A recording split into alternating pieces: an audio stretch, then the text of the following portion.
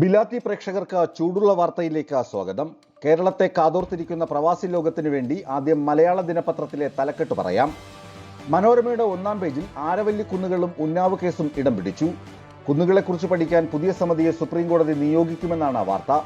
ഉന്നാവിൽ POCSO കേസിൽ പ്രതിയായ BJP MLAക്ക് കീഴ്ക്കോടതി അനുവദിച്ച ജാമ്യം സുപ്രീം കോടതി റദ്ദാക്കുകയും ചെയ്തു. മുഖ്യമന്ത്രി പിണറായി വിജയന്റെ വൺമാൻ ഷോ ഇടതുമുന്നണിയെ ആകെ നശിപ്പിച്ചെന്നാണ് മറ്റൊരു വാർത്ത. CPI നേതൃയോഗത്തിൽ നേതാക്കൾ നടത്തിയ വിമർശനം പത്രം എടുത്തു പറയുന്നു. കഴിഞ്ഞ ദിവസം KSRTC ബസ്സിൽ വെച്ച് ശാരീരികാസ്വാസ്ഥ്യം അനുഭവപ്പെട്ട വഴിയിലിറങ്ങിയ നാരായണൻ എന്ന വ്യക്തി മരിച്ച സംഭവത്തിൽ സർക്കാരിനും KSRTCക്കും ആശ്വസിക്കാൻ വക നൽകുന്ന വാർത്തയും മനോരമ ഒന്നാം പേജിൽ നൽകിയിട്ടുണ്ട്. നാരായണന്റെ ഭാര്യയ്ക്ക് പരാതിയില്ലെന്നും KSRTC ജീവനക്കാർ അവശ്യമായ കാര്യങ്ങൾ ചെയ്തിരുന്നുവെന്ന വെളിപ്പെടുത്തലും പത്രം ചൂണ്ടിക്കാണിക്കുന്നു. സുപ്രീം കോടതിയുടെ സുപ്രധാന നടപടികൾ തന്നെയാണ് മാതൃഭൂമിക്കും ഒന്നാം പേജ് വാർത്ത. ഒപ്പം രക്ഷിതാക്കളോട് പിണങ്ങി വീട് വിട്ടിറങ്ങിയ 16-കാരി കോഴിക്കോട് കൂട്ടബലാത്സംഗത്തിന് ഇരയായ വാർത്തയും മാതൃഭൂമി ഒന്നാം പേജിൽ നൽകിയിട്ടുണ്ട്. കേസിൽ 2 പേർ പിടിയിലായ കാര്യവും പത്രം പറയുന്നു. മുഖ്യമന്ത്രി പിണറായി വിജയനെ കടന്നാക്രമിച്ച CPI എക്സിക്യൂട്ടീവിലെ ചർച്ചയും പത്രം ഒന്നാം പേജിൽ തന്നെ നൽകിയിട്ടുണ്ട്. CPM സംസ്ഥാന സെക്രട്ടറി MV ഗോവിന്ദൻ കഴിഞ്ഞ ദിവസം നടത്തിയ വാർത്താ സമ്മേളനത്തിലെ പ്രസക്ത ഭാഗങ്ങളും പത്രം ഒന്നാം പേജിൽ നൽകി.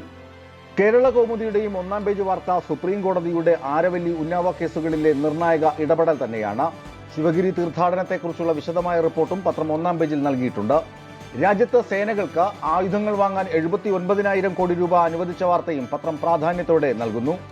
ദേശാഭിമാനിയിൽ CPM സംസ്ഥാന സെക്രട്ടറി MV ഗോവിന്ദൻ കഴിഞ്ഞ ദിവസം നടത്തിയ വാർത്താ സമ്മേളനത്തിന്റെ സമഗ്ര വിവരങ്ങളാണ് ഒന്നാം പേജിൽ.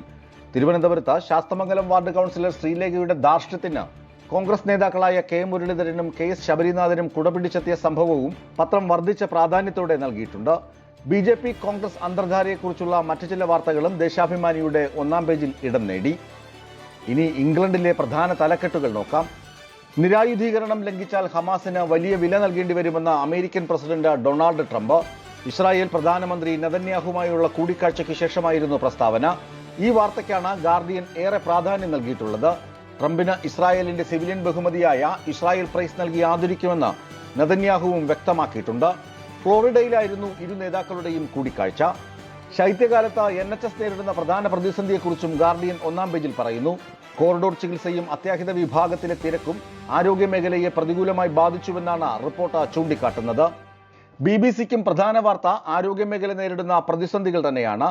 NHS ആശുപത്രികളിലെ ഇടനാഴി ചികിത്സയും ചികിത്സ ലഭിക്കാനുള്ള കാത്തിരിപ്പും BBC പുറത്തു കാണിക്കുന്നു. ബോക്സിംഗ് ഡേ ആഘോഷങ്ങൾക്കിടെ വീടിന് തീപിടിച്ചുണ്ടായ ദുരന്തത്തിൽ അമ്മയും 2 മക്കളും വെന്തുമരിച്ച കാര്യവും BBC പ്രാധാന്യത്തോടെ നൽകിയിട്ടുണ്ട്. പുടിന്റെ വസതിക്ക് നേരെ യുക്രൈൻ ഡ്രോൺ ആക്രമണം നടത്തിയെന്ന റഷ്യയുടെ ആരോപണം ശുദ്ധ നുണയാണെന്ന സെലൻസ്കിയുടെ പ്രസ്താവനയും BBC പ്രാധാന്യത്തോടെ നൽകുന്നു. ബംഗ്ലാദേശിന്റെ ആദ്യ വനിതാ പ്രധാനമന്ത്രി ബീഗം ഖാലിദ സിയ അന്തരിച്ച വാർത്തയ്ക്കും BBC പ്രാധാന്യം നൽകിയിട്ടുണ്ട്. ചൂടുള്ള വാർത്തകളുടെ ഈ അധ്യായം ഇവിടെ പൂർണ്ണമാവുകയാണ്. കൂടുതൽ വാർത്തകളും വിശേഷങ്ങളും വിവരങ്ങളും അറിയാൻ ബിലാത്തി വാർത്തകൾ ഇപ്പോൾ തന്നെ സബ്സ്ക്രൈബ് ചെയ്യുക. ഞങ്ങളുടെ സോഷ്യൽ മീഡിയ പ്ലാറ്റ്ഫോമുകളും ഫോളോ ചെയ്യുക.